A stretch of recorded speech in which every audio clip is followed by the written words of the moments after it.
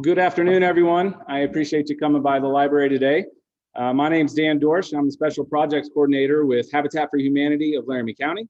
And along with the Unaccompanied Students Initiative, Family Promise, My Front Door, and COMIA, we'd like to welcome you to the Barriers to Affordable Housing panel discussion, the first of 4 information sessions that are a part of Cheyenne's first Affordable Housing Awareness Week. If you haven't already, please visit ahacheyenne.org, where you can find the full details of the week's events and all other good stuff in relating to affordable housing, such as other studies and just some good information that our amazing AmeriCorps Vista Hugh has put up there on the website for everyone's benefit. We have a wonderful panel of guests to speak to you today. And after they speak, we will have time for questions from the audience. If you are listening in on Zoom, please put your questions in the chat box and we'll get to them at the end of the program. Let me first introduce our panel, starting with Michelle Coronado. Michelle is the Cheyenne Program Coordinator with Unaccompanied Students Initiative. She relocated from Denver, where she got her bachelor's degree in criminology and criminal justice and a sociology minor from the MSU Denver. Welcome, Michelle. Our next panelist is Lana Mahoney. She's the Executive Director of Recover Wyoming. She is a person in long-term recovery from substance use disorder and is currently the Executive Director of Recover Wyoming. She started with the organization in 2011 as a volunteer and has since worked for the agency in a variety of roles. Her passion is to help others find, get, and stay in long-term recovery. Welcome, Lana. Our next panelist is Samantha Daniels. She's a staff attorney from Legal Aid of Wyoming, and she is here with her colleagues who are the Emergency Rental Assistance Program staff attorneys for Legal Aid of Wyoming. Samantha, thank you for joining us today. And last but not least, our panelist, Mark Christensen, is a planner too of the City of Cheyenne Planning and Development. Mark was born and raised in Cheyenne, and then after spending a few years in Oregon and Denver, came back to Cheyenne in 2019 and is excited to be a part of the affordable housing conversation and the solutions which will hopefully follow from our week. Thank you, Mark, and thank you to our panelists for being here. With that said, we'd like to bring up our first panelist, Michelle Coronado, and we will start with a question for Michelle, and that is, what are some of the biggest challenges our homeless youth face in regards to housing insecurity? I figured you were going to have to adjust that. So thank you so much for being here. We just really appreciate you all and your knowledge or in wanting to learn more about Affordable Housing Week. One thing that comes to mind when we're thinking about our youth is they have a legal guardian, but most of the times their legal guardian does not provide them adequate care. And so a really big problem that we are seeing is when those legal guardians have that commitment and have that conversation of, okay, you're more than welcome to join the USI house, they have that agreement, right? But because they're the legal guardian, 2 weeks go back, 2 months go back, and they can come back to us and say, nope, I want my kid back. So that is one of the barriers we are facing. We are not their legal guardians. So if they are under the age of 18, we don't have legal guardianship over them. Another thing that we have noticed with our youth is they are trying to become their own independent people, productive members of society. But how do you do that? You need a job for that. If you are unaccompanied or homeless, you do not have an address. That is one of the first questions that are asked on an employee application, your residency. So how are these youth able to get jobs, save up enough money so they can get their own place when they don't have a safe and stable housing? Through Unaccompanied Students Initiative, we are able to provide them that safe and stable housing along with that address that they can put on their job application. Another thing that we're noticing is because they are underage, they are not necessarily able to get a bank account. There are other forms where they can still get a debit card or a green dot account, but in regards to like a formal checking account and a formal savings account, generally you need a parent or a primary guardian if you are under the age of 18. So how does that look like? mom or dad, sister, brother, whoever that guardian is, keeps taking my paycheck and I am unable to save enough money to get out of that situation. So at Unaccompanied Students Initiative, we really try to teach them how to save, how to budget, and how to financially be stable. But again, if they're not able to open up their own bank account or own checking account, those are some barriers that we face. Another barrier, actually, as I'm, going through it, is their sense of security as well. When you are at the age of 17 or 16 and you're trying to graduate from high school, you're not focused on your next gym class or your next math class. You're focused on, where am I going to sleep? Where am I going to get my next meal? And so that's what we try to do, is we provide them with academic success so that they are able to get their diploma or get their GED. And then if higher education is something that they want to pursue, great, we're going to work with them. If higher education is not something they want to pursue, we just work with them to say, okay, well, what are you wanting to do? Oh, I just want to go into the work field, things of that nature. Another thing with employment is generally you need your birth certificate, your social security card, your important documents. When you are unaccompanied or homeless or have fled an unsafe environment, you're not bringing those important documents with you. So then when you went to go apply for a job and the first thing they ask you is for your license or your social security card, they don't have that on hand. So at Unaccompanied Students Initiative, we help them provide those important documents as they are needed. Thank you. Are there any questions for Michelle right now, as far as the barriers to affordable housing for youth? Is there anything in chat? I just one follow-up. That is something that Michelle, it was something you mentioned the other day when we were talking, and it was more the one of the barriers was more of like a mental health as well that sometimes you face. Can you touch on that just a little bit? Yeah, we have support system. One of our board members works at Peak Wellness, so we try to refer our kids there if they're needing assistance. But another thing as well is sometimes if you are, there is a stigma with our youth. They don't necessarily think that professional or formal mental aid help is beneficial for them. And so as what we try to do is say, okay, if you're not looking for professional or that formal help, how can we help you informally? So that would be a self-care plan. What do you normally do to calm yourself to get you into next week? Oh, well, I used to draw, I used to drum. Well, why can't you do that here?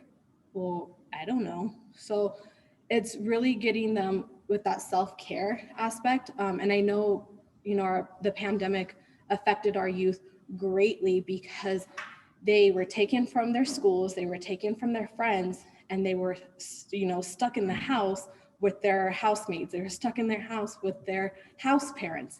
That's obviously not ideal when you're a social butterfly and you need to get out. But we have resources at Unaccompanied Students Initiative to help them start thinking of a different mindset. And what does your mental health look like a month from now? What does it look like a year from now? And how can I help you right now in this time frame to get you where you want to be in the next month or so? There's a question for. Yes. Hi, Michelle. Hi. Tom, you remember from the ERAP attorney. I do. So you visited with Samantha and I last week in our office, and with a wealth of information on things I didn't know anything about. Here you touched briefly on helping these kids, these adolescents, get a social security card, or a birth certificate, or what was the other, driver's license. And you touched on that with us, but I think maybe the audience would like to know what you can do to help with those documents so that these kids are employable. Yeah, so the question was how we are able to help them get important documents such as license, IDs, birth certificates, and passports. There are two ways we work with them. Sometimes they just left it at their previous house and where they were residing. And so we talk to them about having, if feasible, an open dialogue with that person or within that household, and we mediate that situation. We understand that sometimes they are not willing to go back into that environment. So we help with that situation of saying, I will show support for you. If you would like me to talk to them with your permission, I will introduce myself and what our program, looks like. And then there are some opportunities where like, okay, would this be a safe place if myself and a house parent goes with you to go pick that up? 9 out of 10 times that does work, because when these kids are out of that custody, sometimes those guardians are like, well, I don't want anything to do with them. Here, take all your stuff. So that's the good side of it. The other side is if we are unable to obtain it just due to those guardians not working with us, we have been able to obtain an affidavit of us, Unaccompanied Students Initiative, stating that we have temporary guardianship due to us being a safe and stable place for that particular child. Great, thank you. Thank you.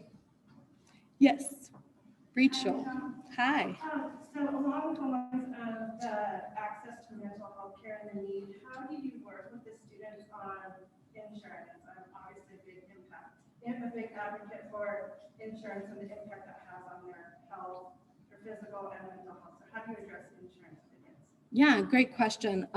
It was about insurance for the youth to, for them to obtain mental health resources. And we have a transition plan as soon as they get into our house. And one of the first transition plans is to help them get Medicaid. So our parents are very familiar with that process, and they sit down with the youth and show them why it's beneficial to have Medicaid and insurance, things of that nature. We also, through that insurance, we're able to get them to see doctors and dentists and chiropractors if they're needing it. Any other questions for Michelle? Thank you, Great. Michelle. Thank you.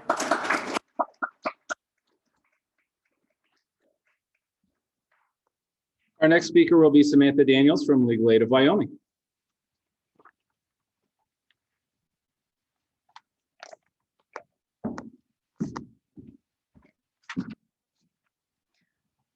Hi, so I'm here from Legal Aid, as he said, and I'm here to talk about some of the legal barriers specific, and I kind of want to touch on everything as far as youth, but I see what else they're going to talk about today. I'm going to try to head some of those off too. So when it comes to youth, I can picture a lot of people saying, well, why don't you just get guardianship? And I just want to make sure people understand that's a process and it's awful. It comes down to having to generally prove the other parents, if they won't consent, you have to prove them unfit, which is a very, very, very high bar. And so that's one of their major barriers that they're going to face, is you can't just come take over somebody's kids if they won't sign it off. So I just want to make sure that that's known. It's a fun battle, let me say. One of the other issues that minority are going to face is that when you're under 18, you can't enter a contract. So even if you did find a good landlord and you did have a good job, how do you sign your lease? How does it become effective? One of the best ways to do that is going to be emancipation, but again, it's still a legal process. There's still a bunch of fees. There's still court to guide through and have to deal with. Again, it's easier when your parents sign off, but usually if you've gotten to that point, your parents aren't exactly signing documents for you, as she mentioned. Sometimes they do, sometimes they don't. One of the other issues you're going to face, whether you're just under the age of majority or just broke, are going to be credit scores and access to credit. Everything affects your credit these days, all the way down to your utility bills. If you don't have good credit, you have to come up with a deposit to even turn the lights on. How does a minor get credit these days if they don't have access to their whole paycheck? Even if they do have access to their paycheck, where are they getting? A phone bill is usually a good way to start, but again, we're back to those pesky contracts. And so they have to get credit. Or even if they've managed that and they've gotten in this situation, maybe their parents signed them up for a phone. Maybe they did have their own plan. Maybe they did okay. And then in this situation, they weren't able to pay. Something came up and now their credit's being hit. Now it's negative. Now they've got to rebuild it. And rebuilding your credit's one of the hardest things to do when you can't get new credit cards, sign up for new bills, do all these other things that an adult can just start rebuilding their credit by getting a small credit card and paying it off. Bad credit, though, that applies to adults who are homeless or just plain broke. And landlords, almost all the landlords check credit. I believe it was Elizabeth said Section 8 does not check credit. In one instance, even some of the low income check your credit. In other instances, one of the other barriers can be a criminal record. It's pretty easy when you're homeless to end up with a criminal record for being arrested for trespassing, loitering, any various things that come up when you don't have anywhere else to be safe, to be warm, and to be housed. That criminal record can affect normal housing, low-income housing. I was told that the issues that could make you ineligible are any drug crime at all, which with our neighbors to the south is pretty easy to get nowadays. Any felony would render you ineligible, and any sort of sex crime, which are becoming easier to get for youth with technology these days. It's easy to get in trouble with that stuff and be labeled, get that label that will then ruin everything all the way down to housing. Landlord tenant issues, I mean, those follow you. You have to put down references. That's going to be something that's going to be more of an adult problem usually, but you have to be able, how does a minor list references? You know, list 4 references of places you've lived before. Well, there's my parents, and they don't like me right now. Now what? So that comes up. And eventually there will be landlord tenant issues when you're young. We all throw parties and do silly things. We're all going to get a complaint against us. But there are landlords out there that sometimes cause problems. There are people who don't get along well. Sometimes you can have a landlord tenant issue with your own parents. That can be an issue because you can have a lease with family. That's possible. And people have to deal with those issues. We've got to make sure that people aren't being evicted improperly. We have to make sure that people are protected and not facing homelessness. As she said, it's not just for minors though. If you have no address, how do you get a job? Even if you're an adult. How do you get enough sleep to perform at work, even if you can get that job, if you are homeless, if you are facing instability? And so it all just, it's a cycle. It's a vicious, evil cycle. And I'm supposed to let you guys know what the legal resources are, the obvious one being Legal Aid of Wyoming. And right now, I'll do the little plug for our program. As he mentioned, ERAP, Emergency Rental Assistance Program, is out there, and it vastly opened up the community that we're able to serve. Normally, our income guidelines are pretty restrictive, and this opened us up quite a bit, leaving the numbers out of it. But we can serve people that we've turned away before, which is kind of nice. And as an ERAP attorney, if they qualify for the program through DFS to get their rent paid back, then they automatically qualify for our legal services where we can help them with anything that would help them with housing instability. So that's everything from bankruptcy, because I could pay my rent better if I didn't have these credit card bills, to the obvious things like lease negotiations, talking with their landlords about getting a settlement, helping them get into a new lease, any sort of thing that would relate to helping them stay in their home, get a better home, get more stable, even child support in some situations, as long as it links back to housing. But that's the big thing, is the housing. And that's, the program is in place right now to help people recover from the pandemic. It just has to be COVID related, which is also pretty easy to do for most people right now, I would think. But that's the program that we're from, and we've really expanded legal aid's resources with it. But legal aid is always there for low income renters who are having landlord tenant issues. I imagine most kids would qualify for our income guidelines if they needed some of our services. just a matter of, as always, that lovely parent issue. You know, where do they have to get involved and where can we bypass? Equal justice has been instrumental in ensuring we all have better access to justice. Legal aid is the big arm of that, but they also have other further resources that they refer people to from time to time. The University of Wyoming also has a legal clinic. They have various branches. They have a defender clinic, they have a family law, they have a trust and estates clinic and some other things as well. But everything's branching out quite a bit to try to help people. And we're making strides. So I think that covers everything I wanted to touch on. Did I miss anything, Tom?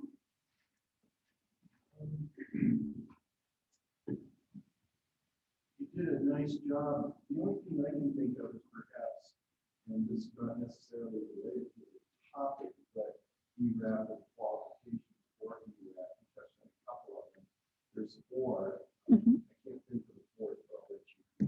I wasn't sure where the line was, but I will go ahead and put them all out there. Okay, so they have to have suffered a financial loss due to COVID, or even just increased cost, like increased daycare, where it's starting to affect their housing. They have to be facing housing instability. They have to be suffering because of COVID. They have to be in the 80% median income for their area, which that is actually posted online. They're like how much salary and how many people in the home. That's actually on their ERAP website on DFS. And the other one, the property has to be in Wyoming. They have to owe rent on a property in Wyoming. So people who had to move home to their parents in Craig, Colorado, even though they're at a Craig address now, if they owe somebody in Laramie, Wyoming's going to pay for that. They're going to get that landlord made whole. The payments do go directly to the landlord if the landlord wants to cooperate, which is nice. They also are paying utilities. If they qualify and they apply for our program and need legal assistance, where ERAP also has the money to pay for filing fees, which are extremely restrictive when it comes to things like bankruptcy. And a lot of different cases, but that's the big one that comes to mind because it is federal and it's really expensive. But those are the four big ones. Is the 80% has to be related to COVID. Property in Wyoming and facing housing instability or homelessness. So that's what qualifies somebody to the ERAP program. That's our baby. That's what we're focused on, is taking care of people who are having those issues. And we do want people who are facing eviction to call us immediately. Everybody else, as soon as they're qualified, let's call and see if we can't help solve some problems. So is that everything that time? Are there any questions for Samantha?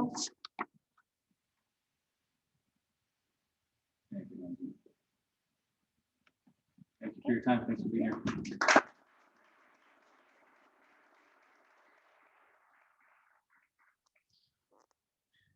Our next speaker is Lana Mahoney.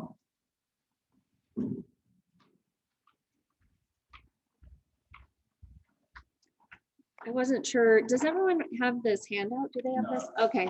So the question I was asked to present on is, what are some of the biggest challenges someone in recovery faces in terms of finding stable housing? So that's why I'm here. And so as Deanne mentioned, Recover Wyoming is a local nonprofit. We're what's known as a recovery community organization, or RCO. We're actually the only RCO in the state of Wyoming. Our main mission is to help people find, get, and stay in long-term recovery from addiction. So that's kind of one of our main focuses, but we also receive funding through the federal PATH grant. So PATH stands for Projects for Assistance in Transition from Homelessness. And so it's basically a program to help people find safe, permanent housing. The qualifications for that program are that the person must be currently experiencing homelessness or be in imminent danger of becoming homeless, and also have been diagnosed with a serious mental illness. So we kind of see a lot of these different issues intertwined. And as I was sitting over there, I was thinking how this is really like a multifaceted issue. because a lot of these different things such as recovery, mental health, housing, employment, these are all just very intertwined. And so first of all, you know, a lot of what we see is that people are facing unemployment. Oftentimes people who are seeking recovery or seeking support for mental health have some different barriers to seeking services. So some of those barriers are first, of course, stigma. I know as a person in long-term recovery, it took me a long time to reach out and just ask for help. So I think kind of one of those very first things are that people are afraid to ask for help, you know, if they're experiencing substance use disorder, or maybe if they have mental health challenges and they're afraid to reach out. So there's, you know, stigma is kind of preventing them from becoming kind of stable. The other thing is, as was mentioned before, is access to healthcare. So whether that be, you know, lack of insurance, or, you know, in different areas, people are unable, you know, maybe don't have reliable transportation, and so they can't seek those services. And so I think, you know, the unemployment kind of starts with some of that. Obviously, if people are unemployed, they can't afford housing. So we often get people coming in who are, you know, seeking a place to live. And while we do provide some deposits for people to get into like an apartment, we don't provide those deposits unless they have some kind of income, because ultimately we want them to be successful. We don't want to set them up for failure or to lose their place of living the following month. So we do want them to be employed. Again, another element that was mentioned is criminal history. You know, people who are suffering from substance use disorder or mental health challenges, you know, may have some justice involvement. What that can range from a misdemeanor to a felony. And so, you know, that can carry with you, especially when you're applying for affordable housing. You know, people can pull up that criminal history. So that's an issue. Another topic that was already mentioned is credit. Again, you know, when we're not employed and when we're struggling in our lives, sometimes we make poor decisions and are unable to pay bills. And so that negatively impacts our credit history. And so again, if we find landlords that are pulling up those credit reports, that's definitely going to be a barrier to those folks.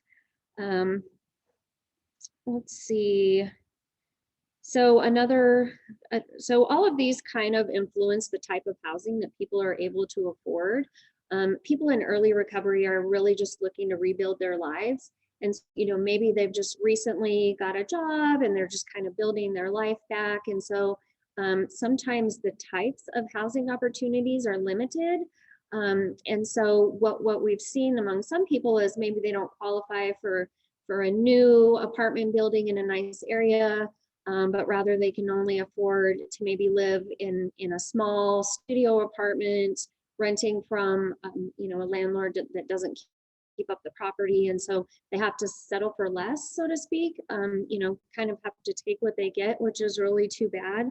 Because this kind of just further perpetuates some of the issues that they have. You know, if they don't receive that quality, stable housing, then how can they work to rebuild their lives? And so it's kind of like a vicious cycle.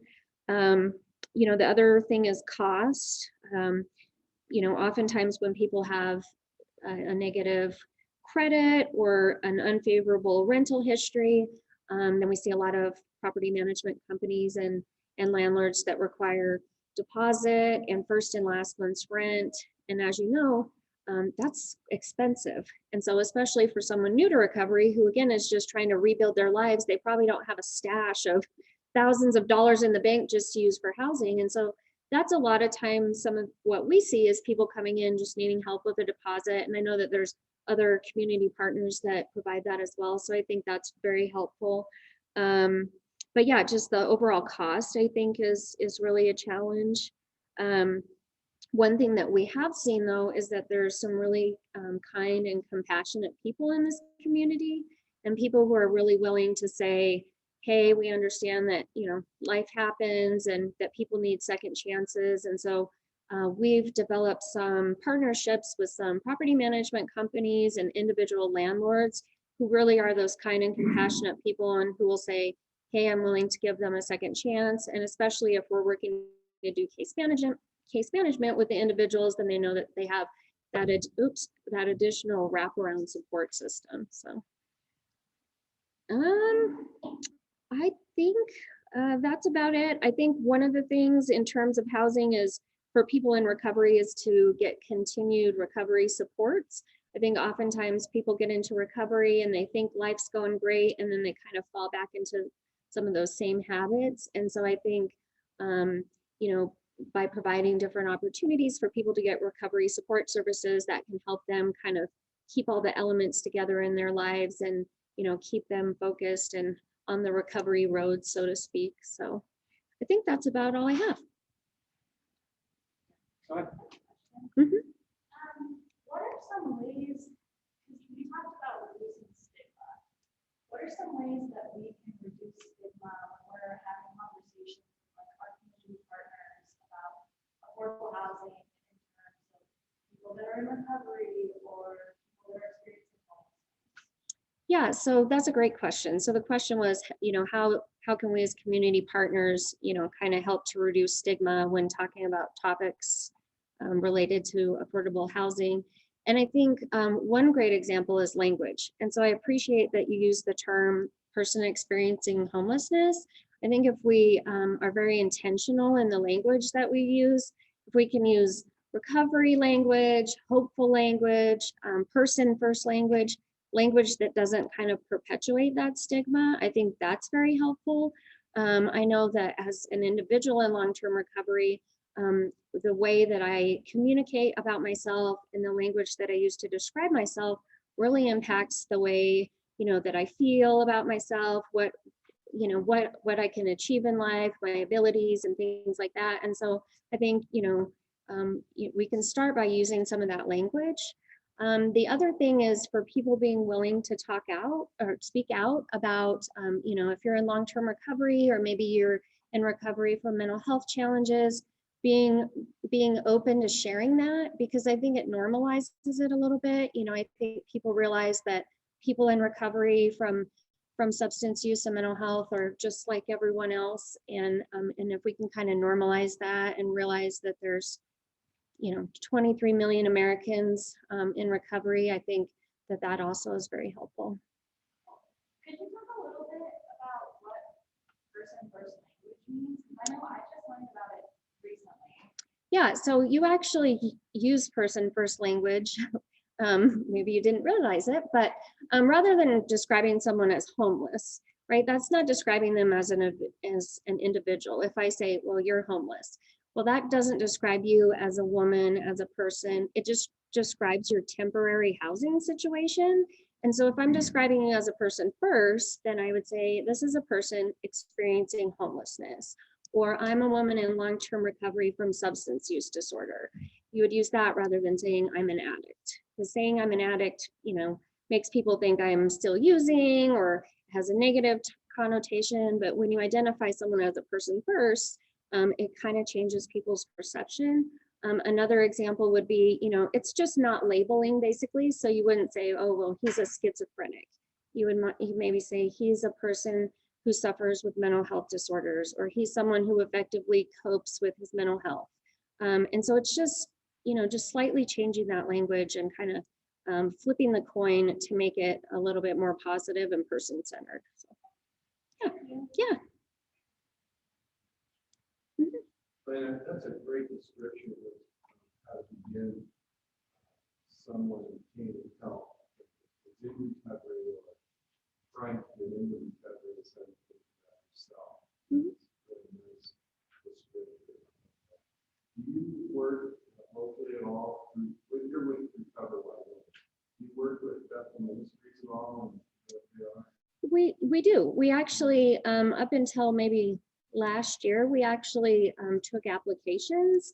And so we actually provided that service for them where we took the applications. So we did have a lot of folks that came in who we actually partnered with Bethel, where maybe they would pay first month's rent and we would pay a deposit. And so we've done that a lot, and we still have a close partnership with them. So. And Bethel Ministries provides information, helps parolees and housing on these jail. Mhm.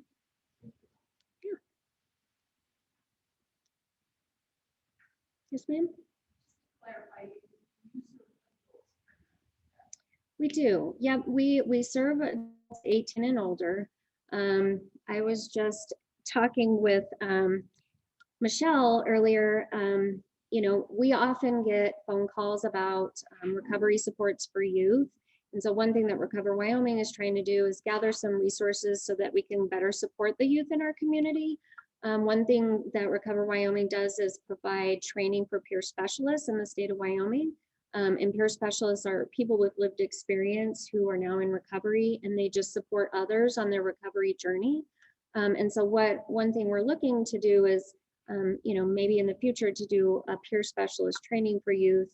That way we have a peer, maybe of the same age group, that has some of that personal lived experience, that, you know, has received formal training to help support, you know, a person through their substance use, or, you know, their housing situation, or whatever that might be. So. Any other questions? Thank you so much for being here. Thank you.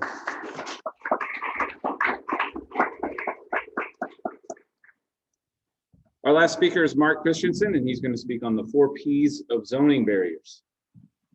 Let me share this for you.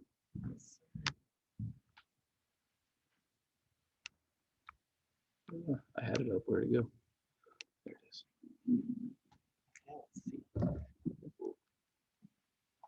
All righty. I'm going to move this for us. Perfect. Well, good afternoon, everybody. My name is Mark Christensen. I am with the City of Cheyenne Planning and Development Department, and I know how exciting zoning is, so I may do a PowerPoint.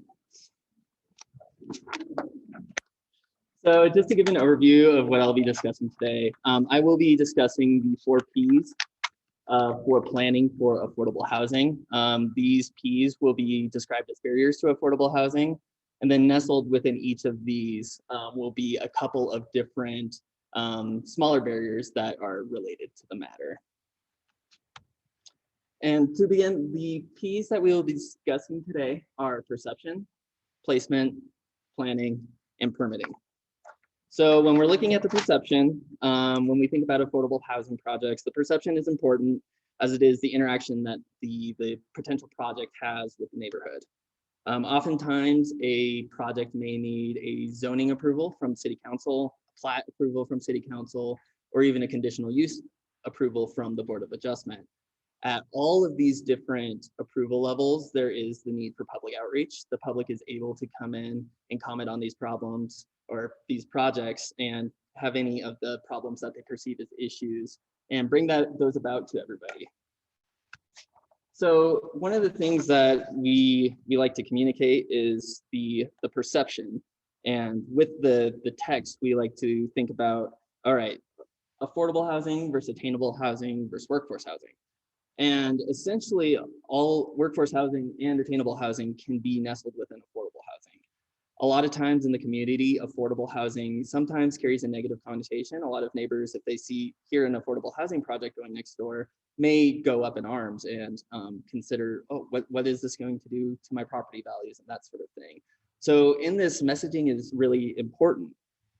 And we do want to acknowledge that there are the affordable housing projects that are for the lower area median income levels, which is 20% AMI, 30% AMI, those really low income levels. But affordable housing can also be senior housing. It can also be housing for your barber, for your bank teller, or for your grandparents. So it's really important to describe those users of the housing. And I really think it's important when we have the person first. The housing is for a person. It's not for a low income. You know, it's not. You don't think of their income level first. You think of who they are as a person first. So it could be your banker. It could be your barber. It could be that sort of person.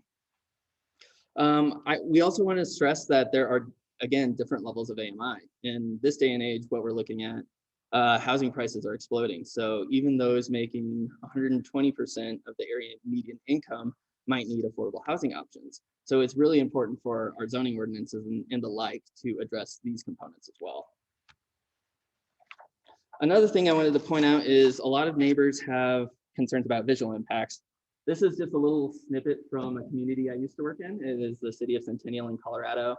And there was a senior housing cooperative that was being located next to some single family homes. And the project was a use by right for the zoning ordinance. Yet the community didn't really understand that. So they created this blog post and this page hoisting all their objections. And what they really saw was just a 5-story building that would be looking over them. They didn't really understand that it was a senior housing project that was located within the area. It was already meeting the zoning code.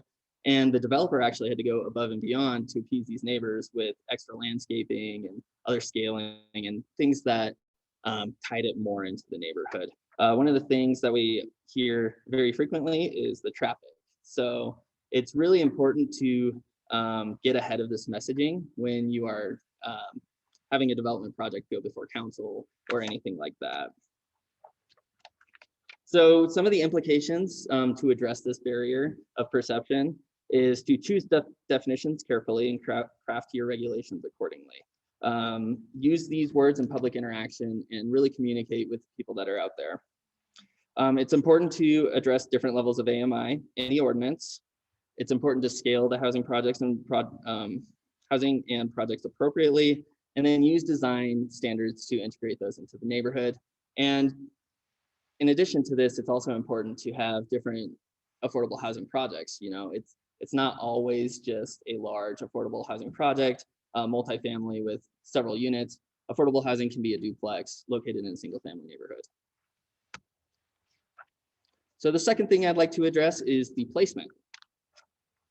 Placement can be seen as a barrier to affordable housing, as affordable housing tends to be located on the periphery of the community a lot. This is because land is cheaper and it's easier to go about greenfield development often compared to infill development. And one of the reasons that this is difficult for affordable housing is the proximity to goods and services. A lot of these users that may locate in affordable housing might not be able to afford a vehicle. So having that proximity to transportation, having an ability to be close to your goods and services within walking distance to your grocery store, that sort of thing is really important for affordable housing projects. And then there's also, in years past, a lot of the affordable housing tends to be concentrated in certain areas of the community. And we, in the planning world, like to see it interspersed throughout the community. So there's a lot of opportunity for these people to be close to different community amenities and that sort of thing. So the implications for this are to choose, excuse me, a couple behind. So plan for more mixed use zoning, not only vertical mixed use, which often integrates lower level commercial and upper floor residential, but also horizontal mixed use. When we think about mixed use, we think about residential services such as your barber or other things you might need to access, and then there's commercial uses as well. In addition to this, another thing we can plan for is infill incentives. We can use flexibility for existing building setbacks, reduce parking requirements, and other existing conditions on the site to encourage redevelopment of those sites. Another item is to look at alternative transportation, more options for bicycle parking, or reductions in parking requirements in mixed use areas if there's close to transportation and other items that really help with affordable housing. And then again, plan for housing throughout the community. The third barrier is planning. So planning can be a barrier to affordable housing if planning goals or housing plans do not have strong actionable items to work towards. It is important to include affordable housing goals in your comprehensive plan. As you can see here, these are some goals from Plan Cheyenne. It says Principle 2.5, the Cheyenne area will continue to have affordable workforce housing throughout our community. One of the issues that I see in our comprehensive plan is a lot of our goals are not necessarily actionable. We use words like encourage, promote, and those sorts of things. So I was looking at some other comprehensive plans, and we have the Cheyenne goal, and then I was looking at the city of Jackson, and their goal was provide 65% of our workforce housing within the community of Jackson. So they have an attainable goal, a metric that they're trying to reach. So having those actionable goals are really important as you reach metrics that you want to make in your community. And then again, having a proactive approach. Sometimes I think planners are accused of reacting to situations, and having a proactive approach to planning for affordable housing, identifying locations in the community where it could be feasible, and identifying zoning districts where it's feasible is also very important. So the last barrier that I'd like to address is permitting. And permitting is potentially the largest barrier to affordable housing. In this context, I am referring to zoning districts that housing might be allowed in, setback standards, lot frontages, and most notably parking requirements. So currently for residential development, the city requires 1.5 spaces per dwelling unit. A parking space is approximately 200 square feet. So for every dwelling unit, that's about 300 square feet of parking. A dwelling unit, might be anywhere from 900 square feet to 1,500 square feet, depending on a single bedroom or double bedroom or what it may be.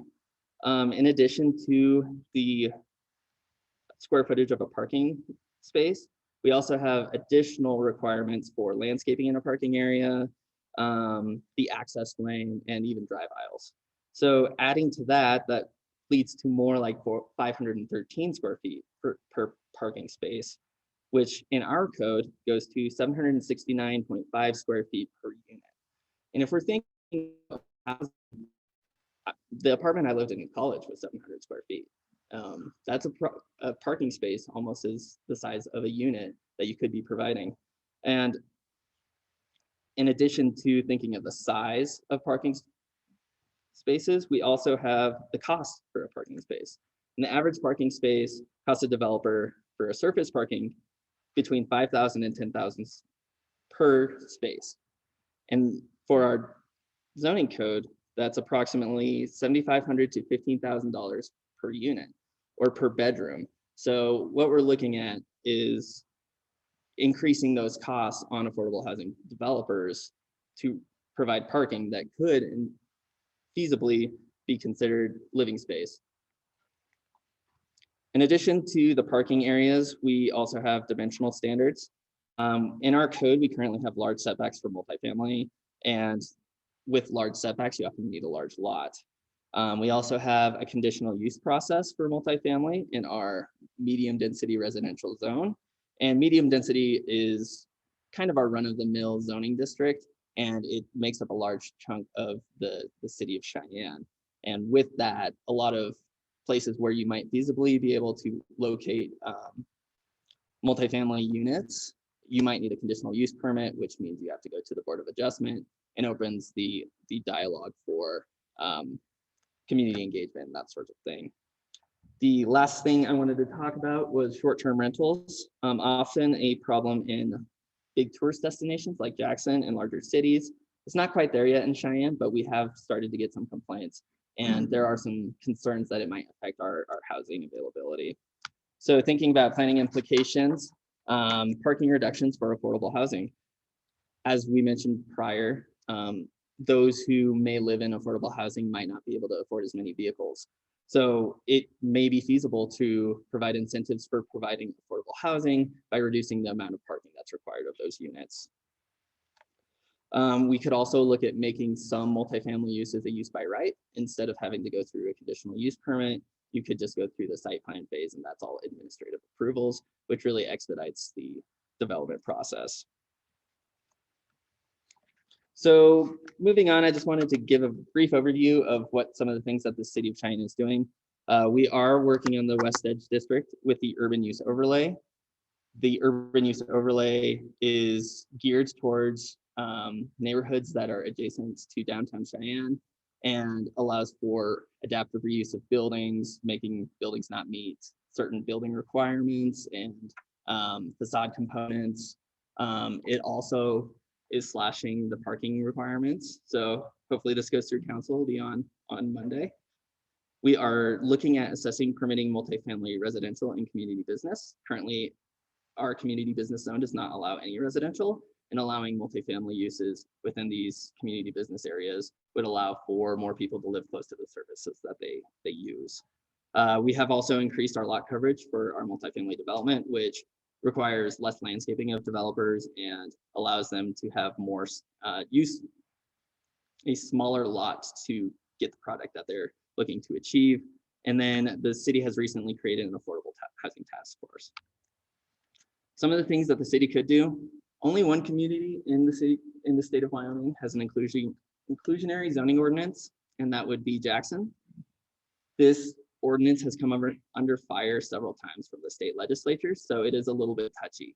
A lot of opponents in Wyoming of inclusionary housing do not like to see a specific mandate on the number of units that are required to be affordable. An inclusionary housing zoning ordinance means that a certain number of units that a developer builds are required to be affordable. Some of the things that those opponents have said is they would rather see incentives for affordable housing, such as reducing that parking requirement for affordable housing, providing a density bonus, which means you can build more housing if you require a certain number to be affordable, or having less stringent materials requirements for affordable housing units. We can also have stronger affordable housing goals, really address that head on. And then lastly, use by right zoning, which would allow more multifamily as a use by right rather than going through a more stringent approval process. So I wanted to thank you for your time. I am available for any questions. And I did want to make one plug. The City Council is holding a work session this coming Friday on emergency shelters, which places like the Comia shelter and other places that aid persons experiencing homelessness would fall under an emergency shelter in our zoning code ordinance. So I would encourage you to attend that to see what the council is thinking for updating those regulations. Thank you.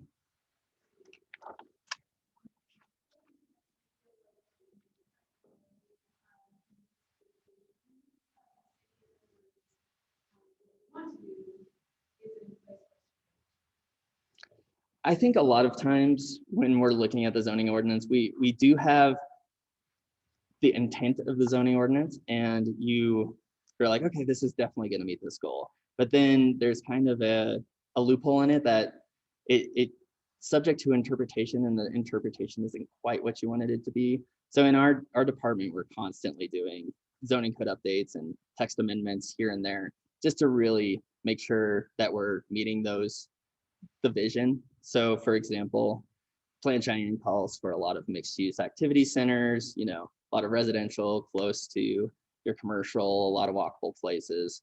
But the zoning code in our community business district doesn't allow that multifamily. So we're looking at ways to integrate that. Boss. Mark, isn't that space really quick on the process that we have for the city and how that tools with affordable housing? Yes, sir. So the ADU is an accessory dwelling unit, and what it does is it allows a homeowner to have an additional unit as an accessory to their primary residence. We do allow ADUs in every zoning district, which is pretty progressive. A lot of communities in Colorado are still grappling with permitting ADUs.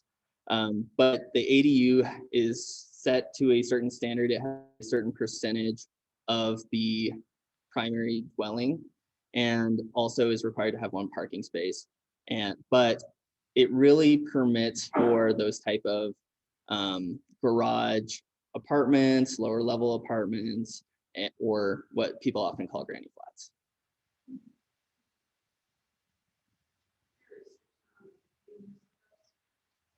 Yeah, thank you for that question. That's really important. So with those, it is important to note that the unit, the primary unit or the accessory unit, has to be occupied by the owner of the property.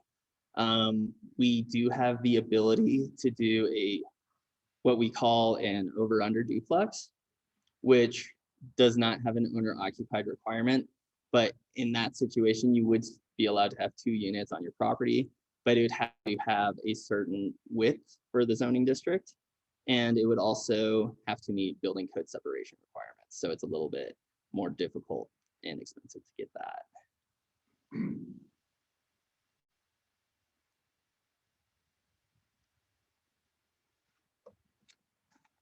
Back there. Yes, ma'am.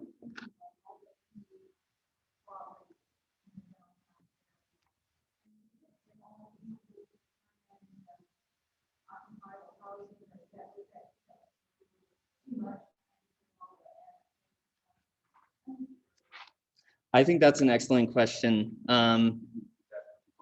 Yeah, definitely. So the question was, there are a lot of vacant lots downtown and kind of in the near neighborhoods of downtown.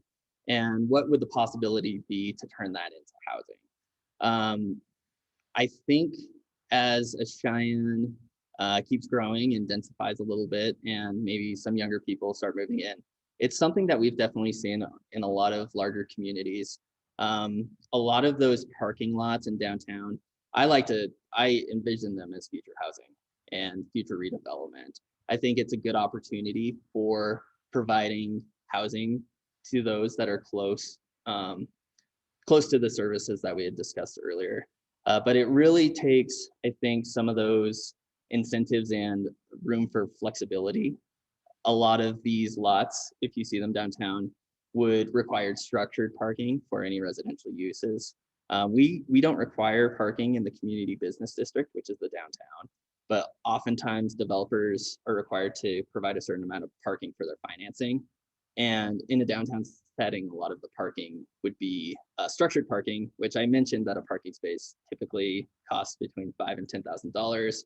For structured parking, you can add another $10,000 to that. So it's really finding ways to cooperate with developers. And I think really communities get to that point where it becomes feasible to develop downtown. And I think you're seeing it along the Front Range, more infill development in some smaller communities. And I think Cheyenne will get there. But I think it's important to be prepared for when that time comes with requirements for affordable housing. Oftentimes, some of those downtown housing units aren't as affordable as those located towards the periphery of the community. Just related to that, talk a little bit more about the placement piece and kind of what is the difference between infill and greenfield development? Why is that barrier there? And how do we incentivize developers to disperse affordable housing throughout? Yeah, great question, Sam.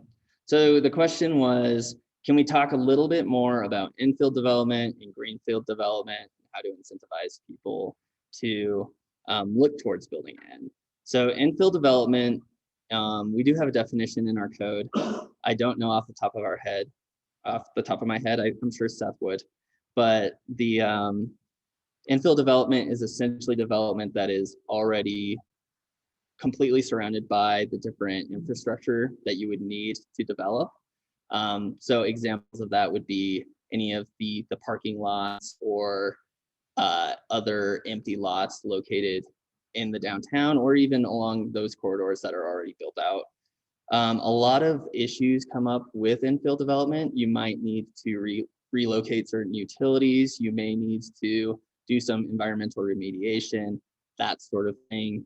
And then greenfield development is really the development that's located on the edge of the community. It's a little bit easier. It's more of a blank slate. So you would think more like the Whitney Ranches, the Sweetgrasses, those new developments that are coming into town. So with incentives for infill development, I think flexibility is really important. Looking at doing different parking requirements for infill development, different design standards, and that sort of thing is really important. The city also has some resources such as the Brownfield Revolving Loan Fund, which allows the prospective developer to get a loan or anything like that for environmental remediation that might be located on the property. Yes, sir. We had a comment on the price for parking. Yes, sir. Can you elaborate as to how you guys come up with that? Yeah, so I was basing that off some research that I had done prior to the presentation, and it's really just thinking about the materials, and all the different, I mentioned that the square footage goes up when you think about the other requirements that go into parking. So your landscaping, your drive aisles, and that sort of, even striping and that sort of thing. So it's really just adding all those things up. You're talking more development costs. Yes, definitely development costs.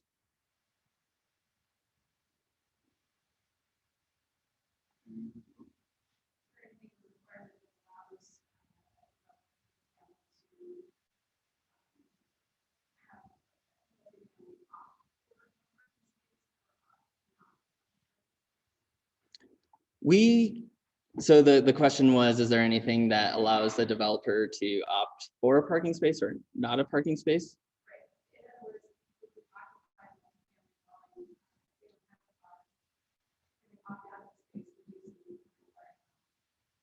So that's a great question. So currently there is nothing in our code that would that. A strategy that could be used to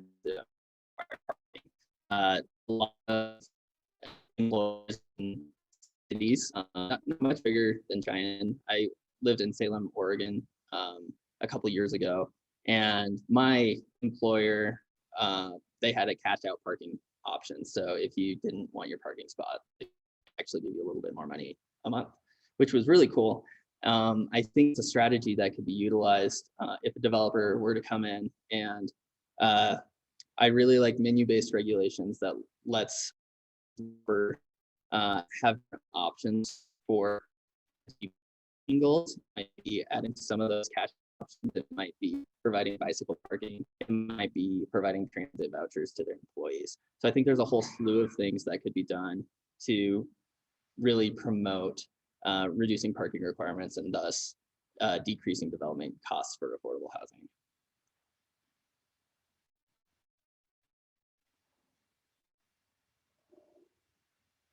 Any other questions for Mark or any of our other panelists that you may have not thought of after they spoke? I know I always think of mine when I'm on my way home. Thank you, Mark. Awesome. Thank you, guys.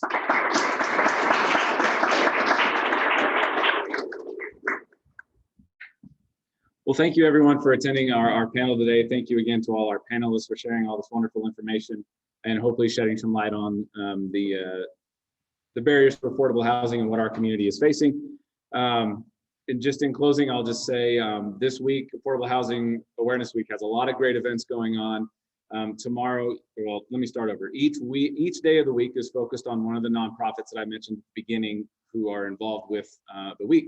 So today was USI. They were out in front of St. Mark's having brunch and telling people about the wonderful things they do. Tomorrow is Family Promises Day. They're having an open house at their offices, which is in at Grace United Methodist Church. And I can't remember the numbers off the top of my head, but I know it's Sparks Avenue. Wednesday, Comia Shelter will be having an open house for their new Journey Center and their shelter. And then at 4:30, One Reach will be providing free hamburgers for anybody who wants a free meal. Thursday, Habitat for Humanity is having a Veterans Build open house at our build site, 603 East 7th Street. I do remember those numbers. And then at 1:30, the director of the Loveland Habitat, Cindy Hammond, will be having a presentation about the partnership that Habitat, the Loveland Housing Authority, and for-profit developers did in Loveland to create a lot of affordable housing for their community.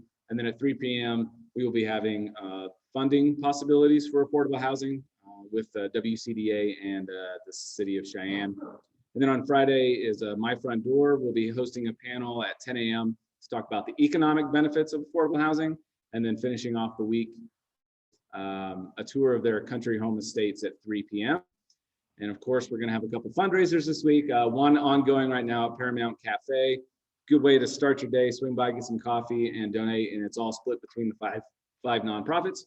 And then Thursday evening from 5 to 8 at Daniel Marks, we're having Hops for Housing with live music from Josh Gonzalez Band, and $1 off from each pint will be donated to the nonprofits involved. So the full details of all the week is at ahacheyenne.org.